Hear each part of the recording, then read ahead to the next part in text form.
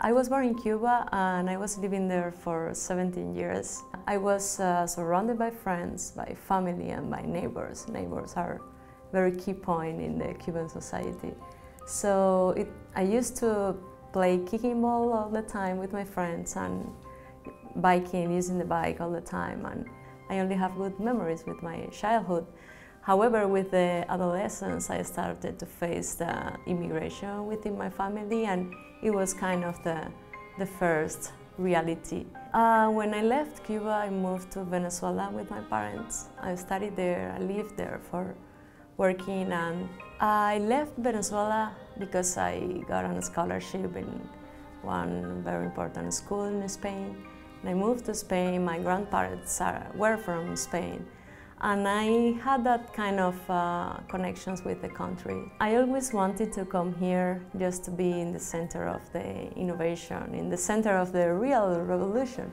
So last year I was watching some Facebook friends page, and I called my husband, I say, hey, do you want to travel to the United States? He loves the country, and we always have talked about this, so in 4 days we decided we built this strategy to move to the United States, and that's how it happened. My first option was applying to a student visa, and okay, I went to the consulate, but it was denied the visa, so I had to decide to apply for the refugee, because with Cuba, between Cuba and the United States, there are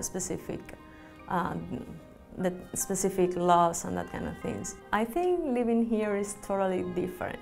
The first thing, the language, so asking for a coffee or signing your first contract for your first apartment.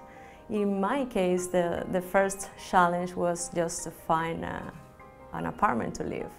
So I had to negotiate with a lot of tenants and trying to prove that I'm a good person and I will take care of your apartment. When I started to apply to different jobs, I have to talk about myself, about my results, about my goals. And it's kind of difficult because in our society we used to talk about we, and just break this and start to talk about yourself, it was a very, very challenging point.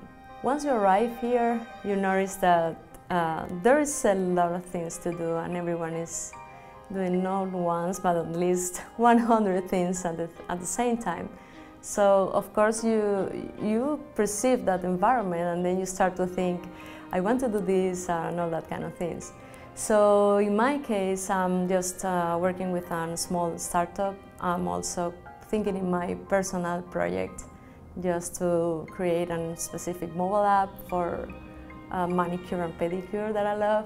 And at the same time, I'm trying to build the personal skills like improvisational speaking, public speaking, and all that kind of things that I was not aware that it's very, very important to improve. Here I'm very, very close to the Latino community and the Spanish community. So the things that I can share is the experience that I have, and if it can help to the new people that are arriving and are taking the same path that I took, I think it's very helpful.